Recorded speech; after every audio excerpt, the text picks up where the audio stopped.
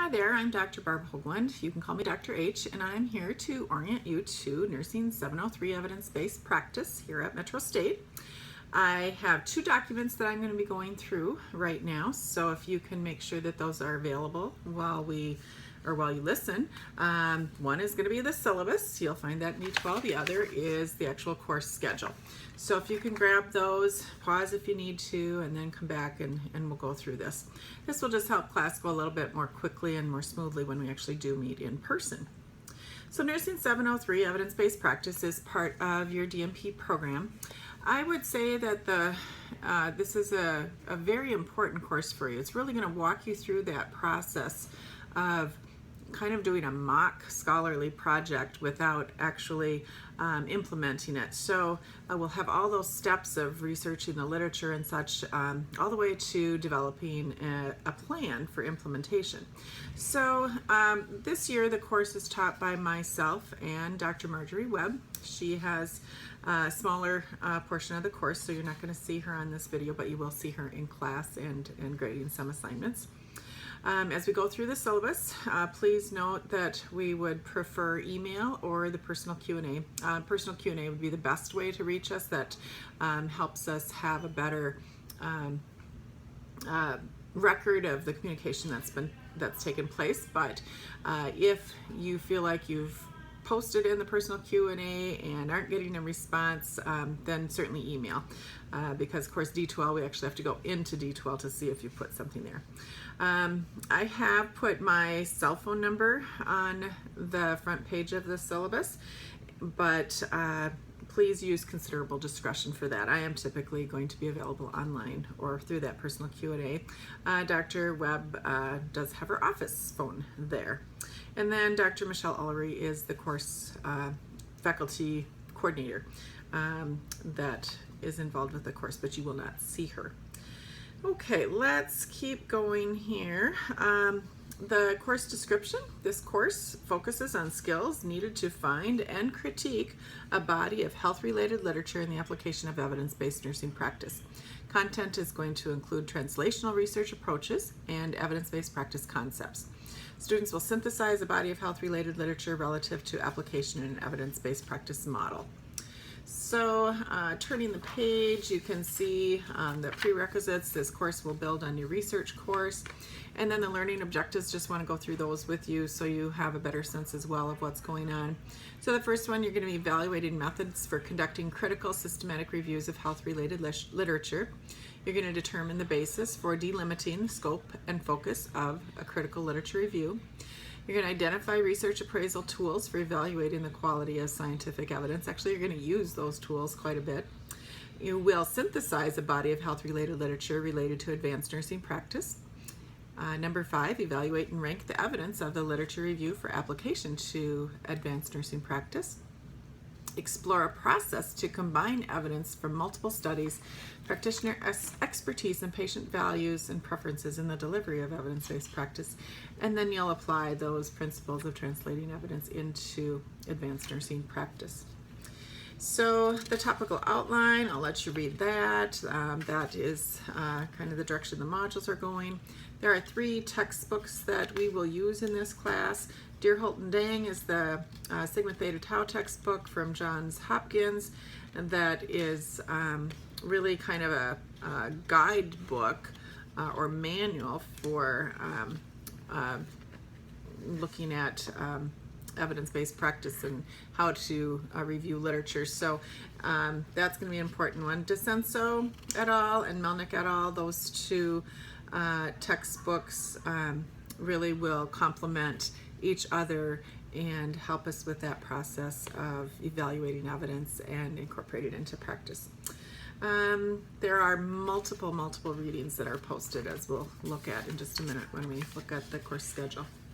Let's look at the assignments. This assignment list is listed at the top of the schedule as well. So actually, let's wait and go through that when we look at the actual course schedule. Probably the biggest thing about the assignments is that you do have to complete them all in order to pass the course. You don't have the option of kind of calculating out your grade and saying, I don't really need to do this last discussion posting because it's really not going to make a difference in my grade. Well, it will. You can't pass this course if you don't at least put in a good effort on each assignment. And then as we turn the pages, this is page 5 on the syllabus. Please use the assignment Dropbox area in D2L. Use Word, please, to submit those. I know that the next box says written assignments that RTF can be used as well, but in this particular case I do want you to use Word because I need to be able to give you feedback using the track changes and or the balloon comments, and that's going to be the best way to do that. Be sure to add your name to your file name, so it's basically your last name and then the title of the assignment is the best way to do that. You should be familiar with that. We are doing 6th edition APA, and I'm pretty familiar with APA, pretty able to be pretty consistent with that and the expectations, so don't skimp on that in your writing in this course. That's going to be important. Remediation is at the discretion of the instructors. That would be me and Dr. Webb. And then I think we could just kind of keep going here. Let's see here. We do, I think, let's go to the policies. These are the same as in every course that you have here, but the professionalism and respect policy I think is important there. I do expect that we treat each other with a collegial nature and respectful between ourselves and our peers and colleagues in the class. So if there's disruptive behavior or harassment or other kinds of things, bullying within a discussion forum, that won't be tolerated. This is a 4-credit graduate course, doctoral level course, so do expect to put a lot of time into reading and writing. That's pretty typical at this level of education. Grading policy is the same as in all the courses. Incompletes, if there's a reason why you can't finish the course and you need to take it incomplete, you actually have to request that. We don't automatically give that to a student who is not completing at the end. Academic honesty, I do like to just mention that we do strongly uphold academic honesty principles. That would include plagiarism, whether intentional or unintentional. Those things will be brought to your attention, and they could be there could be sanctions that are related to that. You know, Dr. Webb and I have taught nursing for many, many years. We have done lots of writing ourselves. We know a lot about what's out there in the literature and what things look like. We also know typically the style of graduate students at your level, and how the writing is still developing.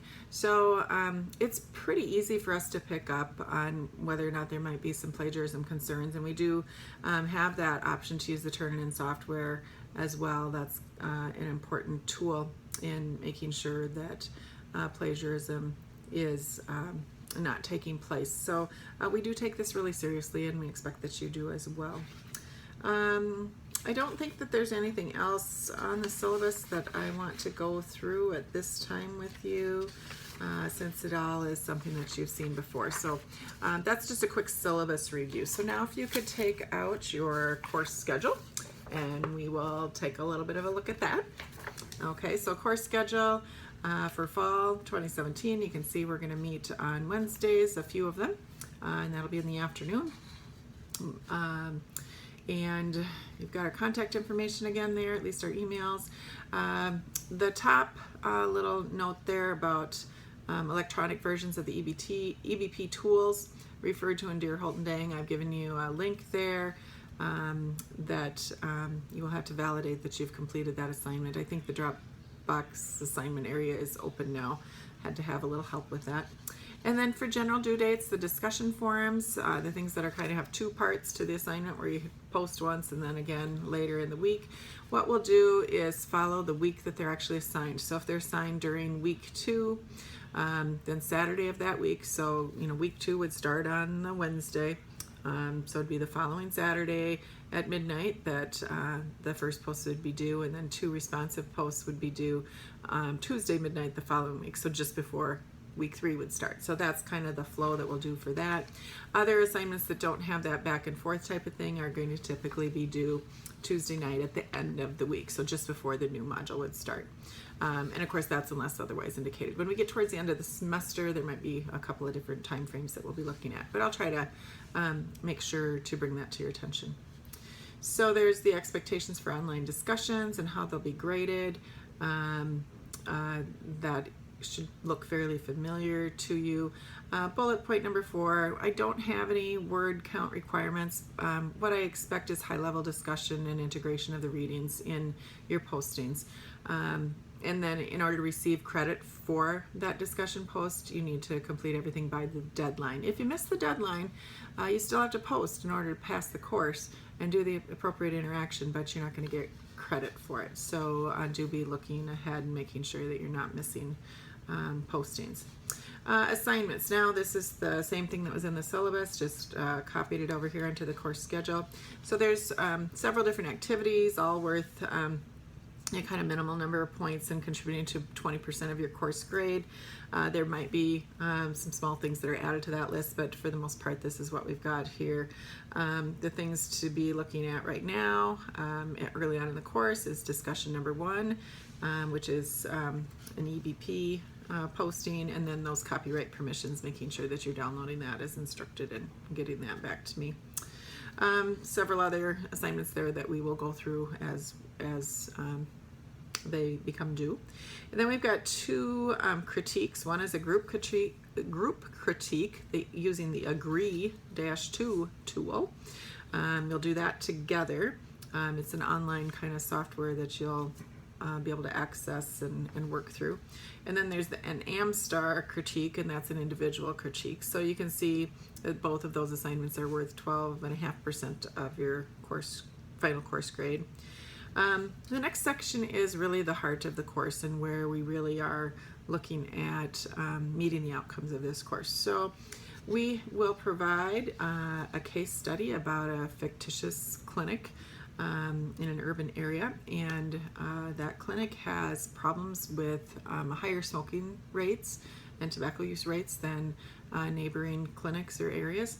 And what you're going to do is actually, based on the literature, come up with some kind of an intervention that can help address that concern in that clinical setting. So part 1 is going to be describing the problem and developing a PICO question that's going to be specific to the question that you want to answer, but is something that that clinic could be in need of.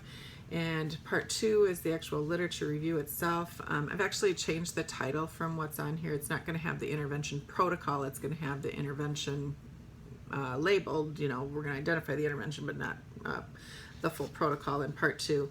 Part 3 will be that intervention protocol and how that's going to be lined up or laid out to occur in that clinical setting. So as you think about this particular assignment and looking at dates on your calendars and for what how you need to plan your lives, this is a very significant assignment. Part 1 has to be really well developed. You have to have a good PICO question, and you have to have some really sound substantiation of the problem, and that's all based on literature. And then it moves into part 2, which is the literature review. The literature review, it's a very long assignment. Lots of pages you'll be turning in because you'll be critiquing multiple research studies and clinical practice guidelines and systematic reviews. So it ends up being, a pretty significant piece of writing for you. And then number 3 is the actual planning and detailing out what the intervention is going to be and how you're going to evaluate it. So that one takes quite a bit of work as well. So really kind of plan ahead and look at these due dates. And these are not assignments that you're going to be able to complete in a Saturday afternoon or even a weekend. They're probably going to take longer than that to do. And then the final assignment is going to be a group presentation of smoking or tobacco cessation protocol and intervention that you'll do in groups on our very last day of class. And that'll be based on the Meriwether Clinic Case Study Lit Review assignment. In class, probably next week, I'll go through the lit review more thoroughly. I think right now I have the criteria hidden, but that should be open soon for you so you can peek at it at least and get an idea. So I'm just gonna look at the first couple weeks here so you can kind of get a sense of the flow of the course. What we'll do so I'm looking at page 2 of the course schedule. There's always going to be 1 or maybe 2 modules in D12 that you'll need to read through. There may be some lecture that's in class and or online that would be from either me or Dr. Webb. If there's something like that to watch, we'll make sure that that's put in the announcements, giving you a heads up. Then the textbook chapters that are related to the content for the week will be listed next, and then there'll be multiple journal articles that you'll see there. So many of these articles are going to kind of cover the same topics, so make sure you are reading a good selection of them. You don't have to read every single article word for word. We're trying to give you a nice overview there. For week 1 in particular, there is a video to watch. Not this one, a different one. It's 46 minutes long, and it's an oral history of EBP, or evidence-based medicine. And it is really, really well done. It gives a lot of information about where we've been, where we're going, and the people that are presenting and discussing in this video are the gurus. They are the people that really got evidence-based practice going in our clinical settings. So it's a really good place to start. The discussion assignment that you need to be working on right now is related to evidence-based practice and what you're seeing in your clinical setting. So I don't have the criteria right in front of me because I just have the schedule here. But basically what you're going to be doing is talking about and identifying how you see EBP playing out in your work or clinical setting. And it might be something in the past. If you aren't currently employed, it might be something that you're actually seeing right now, and then kind of critiquing that. But do look at those assignment guidelines for that discussion forum, and that's what will kind of get us going and thinking about EBP and how it really plays out in our clinical settings. Then week 2, we'll actually see you in class here on campus on the 30th. And you can see that there's quite a bit that we're going to be going through. There's D12 Module 2, there's several chapters in your textbooks, and there's some articles there as well.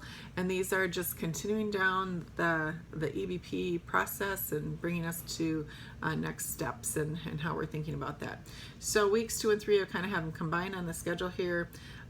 We will be working in class on writing PICO questions. We're actually going to start thinking about the question that you're going to be evaluating, and somewhere by the end of week 2, you will have to let me know that you've downloaded your Dear Holt and Dang tools and indicate that in the Dropbox. There should be just a little message area where you can post that. And then Farmer Todd is the discussion number 2 that will be coming along for the end of this week 2 and 3. And then it just continues to go like that. So we'll, as we go through the semester, go through the schedule, week by week, and there's various smaller assignments and various larger assignments that are embedded throughout this particular course.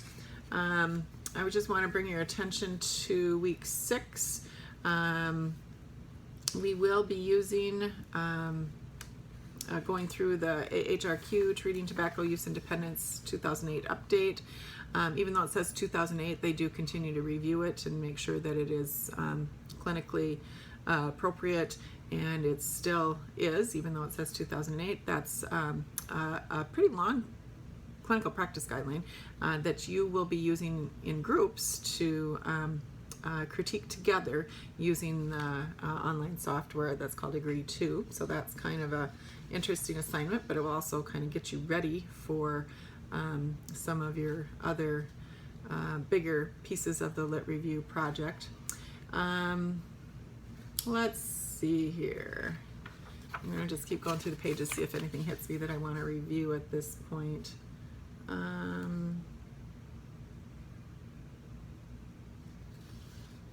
I think I think we're pretty good. I think it'll be pretty straightforward as far as the schedule. The assignments will take a little bit of more descriptions for you and a little bit more, but as we start using some of these evaluation tools and such, you will start to see how that's going to work together. There are or is a little bit of time built in towards the end of the course to allow for lots of writing. So you can see week 10 and week 11 are built in there. So make sure you also schedule time to be working on your writing. That's going to be really important. And the group presentation, that is actually presented the Wednesday after Thanksgiving.